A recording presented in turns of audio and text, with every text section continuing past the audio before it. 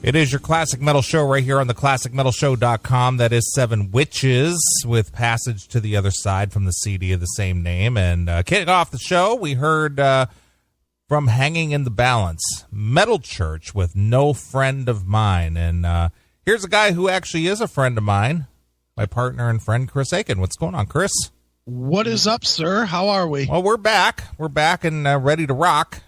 Yes. You had a very spirited show last week, to say the least, and I mean that in a very and I don't mean that in a fictitious way. There were lots of spirits flowing last week. Yeah, we drank a lot. Lots of spirits. Dude, did you see the pictures of the walls? I did. I saw the walls of beer. It was ridiculous. And the funny thing is, really, it was, for the most part, it was between myself, Rob, and Hannon that drank all that beer. Randy, I would bet, didn't drink a 6-pack. Okay. I don't know exactly, but he was imbibing in other things, and he was asleep by like 1 o'clock. Yeah, so. he's another John Drake. Can't hang. Exactly, dude. But so fucking funny. He would be asleep, right? He's sleeping like we had the chair pushed up against the door. You've been here, so you know how this goes. Mm-hmm. And the chair pushed up against the door, and then I put a table in between, and then I, put them around it. Then I was turned around, so we were all around a little table, right? Well, Randy kept falling asleep, and he was leaning back on the door with his head down. Mm-hmm. But he would hear us talking, and he would start adjusting his fucking microphone. Meanwhile, we had long since turned his microphone off. Right. We didn't even get it to work anyway. So he didn't even know that he didn't even have a mic. But every time he'd hear us talking, we'd wake him up, and he'd be like, like he was doing something. Yeah, like I'm not asleep. No, I'm part of this conversation, pal. Funny, but yeah, I thought last week went pretty good. Yeah, you seem to move the show along pretty good, and for hosting as many co-hosts as you had, you did a good job with the audio, and it sounded good. I listened to several or most of the segments I listened to. Oh, cool, thanks. Did you like the people? I did. I listened to that on my way in on, I think it was Tuesday morning on my way to work. Dude, we were crying doing that. Yeah, I know. The whole Paul Stanley thing is always funny. So good. And those guys are such hardcore Kiss fans that they had a lot more like insider shit than Sure. I do. But it was just funny. Just every other line was people. Right. Oh, my tears are falling. Right. I did like, I thought, having Frank Hannon. Frank, wow. Mr. Hannon from formerly is American Dog defunct, or is that just like a side project? It is defunct with the exception of they're doing like a benefit here and there. Okay. It's not a full-time project at all. I mean, the 2 of the 3 guys are in Rat Bastard Syndicate, and Michael is working, as you said on the show. Sure. Well, But, I was thinking last time I'd seen Michael was with Tesla, and I'm thinking Mike Hannon, Frank Hannon, Tesla, right. American Dog. Well, if you saw Michael Hannon today, you wouldn't mistake him for the Michael Hannon you saw with Tesla. That's for sure. Sure. He looks like a businessman. Yeah, absolutely. So anyway, having him part of the show and giving you some of his some of his road stories, as it were, going to Kevin Dubro's house and having the Flamer being there, and then, talking about going out on tour and being with different people, and, talking about Gene Simmons, critiquing his band Salty Dog. Right. All that stuff. That was all good, funny stuff. Yeah, it was good. Boy, he doesn't like Glenn Hughes, does he? Jesus. No, not at all. Not at all. But you know what? There's people in the business that, you don't always have high opinion of. I know for a fact that, I know that you're well aware that prior to Glenn getting sober and clean, mm-hmm. Don Dokken was supporting him. Right, yeah. He lived in Florida, and Don was sending him money and stuff to pay his rent. Oof, wow. Yeah. And then he said, why don't you just move here? Why don't you come to L.A.? And he let him stay at his house. Right. And I have some scratch tracks of when they were recording Up from the Ashes. Right. where Glenn Hughes is singing the leads on some of the songs just to work them out. Nice. So, the thing is, now he said that whenever he sees Glenn just sort of gives him the Queen wave. How the Queen just sort of gives you the acknowledgement wave. Really? Yeah. He's not still boys at all. Yeah. Huh? He goes, I don't know what happened to that guy. You see him at different events or things, and I'm just like, hey, Glenn, what's up? How's it? Oh, hey, Don, nice to see you. Just like, it's like, dude, I dragged you out of the gutter. Well, maybe he doesn't want that part of his life. Probably. I'm thinking that, but Don, he's left him kind of a bad taste in his mouth too. Right. Well, maybe the story you just told is exactly why he doesn't talk to Don much. He doesn't want that story out there. Well, the thing is that was common knowledge. Yeah, I know. That wasn't a secret. Yeah. I don't remember reading that in Glenn's book, though. Yeah, well, whatever. That didn't make it. Joel will have to go back and do a rewrite. Sure. But whatever. It's funny, to listen to some of these guys who've had personal interactions with other well-known people that, for the most part, if you're just a fan and you have no personal contact with them, and maybe they're one of your favorite performers or whatever, you have this higher attitude about them. Mm-hmm. But then for the people who've actually met them or maybe had some interaction with them and maybe it didn't go so well, or maybe that person is just a shitty person. Yeah, could be. And they tell that story, and people who are fans of that guy or that band or whatever, and they go, oh, fuck that guy. He's the greatest guitarist ever. He's the greatest singer ever. That kind of thing. Right, sure. But I take Michael's word for it. Michael's a no bullshit kind of guy, and I'm sure he doesn't just tell tales just to make shit up. Yeah, why? And if you're going to make shit up, why would you go with Glenn Hughes? Why wouldn't you go with James Hetfield? Exactly. Go with something that'll actually get in the news. Yeah. So yeah, I've heard that from not only from Michael and not from Don. I've actually heard that from other people too. That sometimes he comes off as being very pompous and very arrogant. Yeah. And I can't say that for personal because we've had him on the show here a few times, and I've spoken with him twice, and I know you've spoken with him at least 3 times, if not 4 times, and he's always been very friendly, open, and honest with us. Yeah, he likes us, and he's always really... I just talked to him, a couple months ago? Yeah, it wasn't even that long ago. It was right after the Rock and Roll Hall of Fame induction. Yeah, and I'm going to have him on again with, probably soon, because he's got his the new record, Resonate, that's just now coming out. So probably talk to him again here in the first of the year. Sure. So, you guys did a good job last week. It was fun to listen to it, and, gave me some fresh material to listen to and from work. Well, good. So, good. It was fun. It was very fun. Yeah, it was fun. We had a good time. Yeah, Randy just hooping and hollering in the background and stuff, especially when I called in and I, put Eric on the phone and, I was kind of giving you the rundown. Woo, Neeley, woo, woo. The guy could hear him in the background, Right. He just, dude, he was so... I did that on purpose, and I know you know that.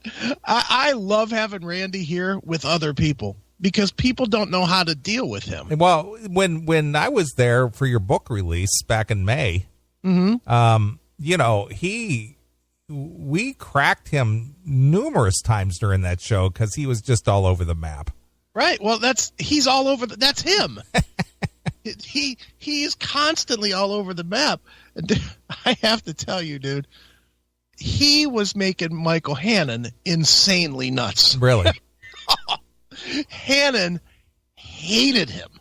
I mean, not as a guy, but when he was trying to talk, because Hannon couldn't figure out Randy.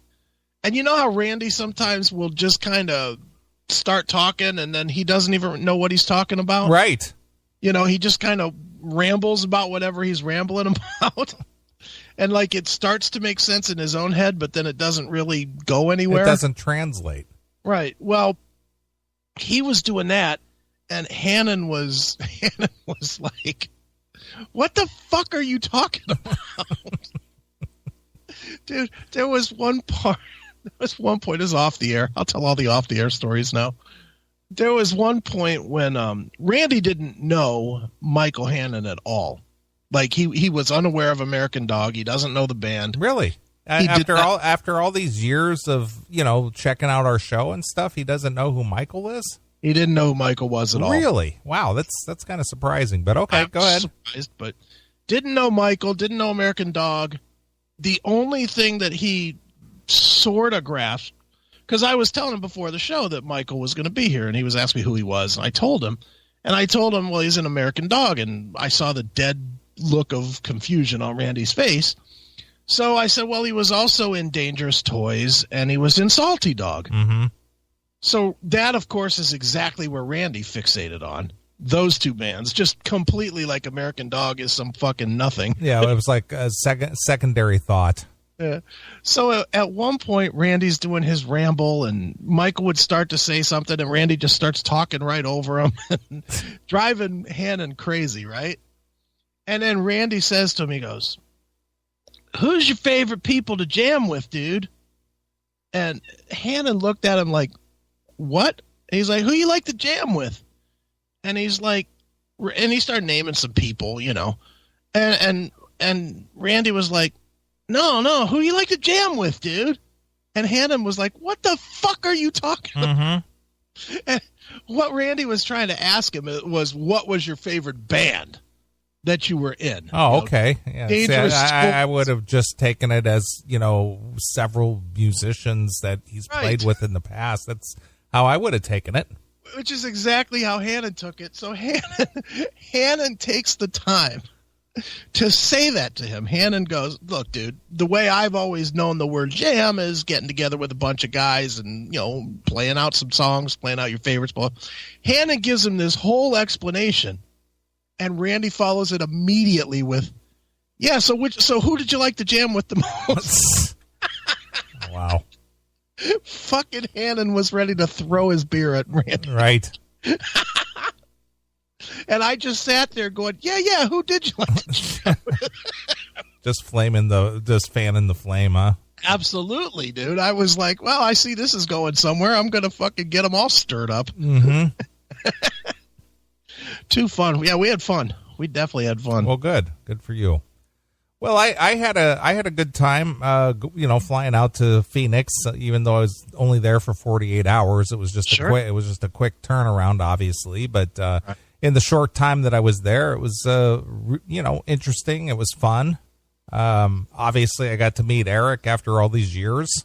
Sure. Never met Eric face to face before, but he and his lovely wife, took Serena and I out to dinner. Right. And we went to this, this whole thing was just very interesting, to say the least. Right. There's a guy, I'm not sure what his background is or what his affiliation is, but he either rents this space or he owns or leases the space. I'm not really sure. It's in this strip center. It's not like a strip mall. It's like a strip center that basically has like auto repair shops and things in there. Okay. And he rents out a space, and he built a full-scale arena-sized stage in there. Wow. Yeah. And then it has like bleachers, and then it's got like this little upstairs deck thing. Right. And the whole stage is a state-of-the-art arena stage. It's got the lights, smoke, lasers, sound system, PA system, mixer. Okay. The whole thing. And does he book bands there? Well, that's the whole weird thing. It's like a jam. It's just like a jam room. Where Michael Hannon could go. Yeah, more or less. But okay. if you want the feel of being on an arena-sized stage, right, just to jam out with your bros or your band or whatever, mm-hmm.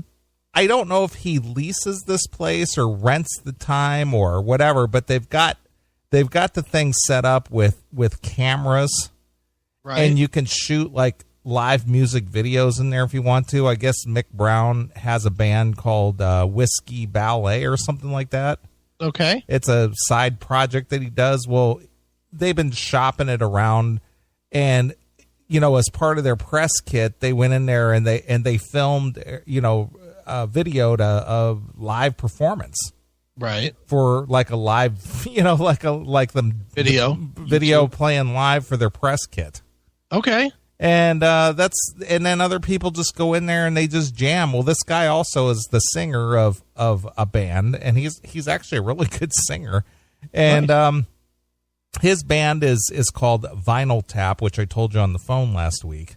Right. And they do all 80s metal, classic metal.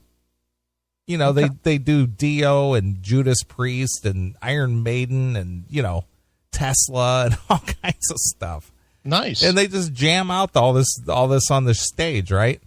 Right. So that's where this whole heavy metal 4th anniversary award ceremony thing was held. Right. And then they have like this bleacher set up, so you could watch, the show. Okay. And then, his sound system is so state of the art that his sound guy could control the board with an iPad. Nice. So his sound guy was sitting in the bleachers with everybody else with his iPad. Right. And he could move the faders and everything on the board through his iPad connection. Wow. I mean, it's pretty crazy. That's very cool, really. Yeah. So the sound was, even though this was a, relatively small room, because the stage literally took up 2/3 of the whole space. Okay. And then the rest of it was seating and, walkway and whatever. But, Right. if you wanted to, you could probably put, I'm gonna guess about 80 people in there. With an arena sized stage. With an arena sized stage. So like one row across. Yeah, more or less. Wow. Yeah. That's awesome. I mean, it was pretty crazy, but it sounded great. It, the levels were perfect. I mean, it didn't blow you out of there, and it sounded good. And, we talked a little bit about that, teenage girl band, that Dollskin. Yeah. Well, they performed, I don't know, they probably performed 6 or 7 songs, and they sounded really good. And then Vinyl Tap played, and they sounded good. And it was just a very interesting setup. Nice. Yeah, so it was like this little secret getaway for people. It was an invite-only type thing, so there was probably about 60 people there total. Okay. And then, Eric and Heavy Metal Television provided all the drinks you could handle. And A lot of drunk people at the end? No, people pretty much were responsible. They acted very responsibly, and I didn't see anybody getting soused or getting, totally wasted or anything, Hey, nice. And he had a bar set up there, and he had a bartender, whatever, and she, handled all the drinks and stuff, and, it was just a pretty cool hang. That's cool. So went out there on Friday night, hung out there Saturday. Eric picked us up about 4:30. Went out to dinner. Then we went over to the place, did all the whole setup. Eric had a whole trunk load of, all kinds of drinks and ice and, all the condiments and whatever. And Right. And so everybody would come in and started doing their sound check, and David Ellefson came in, and then Mick Brown obviously came with his friends, and Right. it was just very interesting. Well, that sounds fun, man. Mm-hmm. It was a very intimate, cool hang, and I guess they videoed this whole thing for Heavy Metal Television, and I don't know. He said it was supposed to air this weekend several times. Right. So I don't know. I don't have a schedule or anything, so we'll have to find out from Eric when this thing is going to air in case people have any interest in seeing it. Well, dude, I would want to see it. Yeah. So I'll be honest, I'm one that wants to see it. Sure. So yeah, it's supposedly being aired this weekend several times. Okay, But well, it wasn't when I watched. I watched a little heavy metal television today. I did actually. too. I did too. I don't know if it's this evening or if it's tomorrow, or I don't know if they got it edited down. I don't know what they've done with it so far.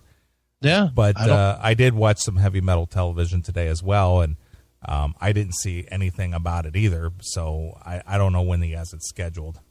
he really needs a website for it. Yeah, I agree with that. They do everything through their Facebook. I noticed that they post everything on the Facebook. Yeah, But people aren't looking at Facebook. He should have heavymetaltelevision.net, and when he's got heavymetaltelevision.net, he should, you could have the top of it be a window, and then you click it, and, it opens up into heavy metal television. Yeah, I know. I don't know. I don't exactly know what the thought process is there, but I'm just trying to get my head around the whole monetary aspect of heavy metal television. I mean, I know that they have a few promos and things, right? But I can't imagine that paying the bills. Well, maybe Eric has a couple of bucks in his pocket. Perhaps, but you got to wonder how much money is being sunk into this thing, because this is a 24/7 thing. Right. And they actually have physical studios and things. So, I'm sure, that there's overhead and rent and things to be paid. I mean, I know what it cost us to do this show on a monthly monthly basis. It cost me a couple $100. Yeah. A month. Yeah, I know. So I can't imagine what it would cost to run a video show. Right. 24/7. Yeah.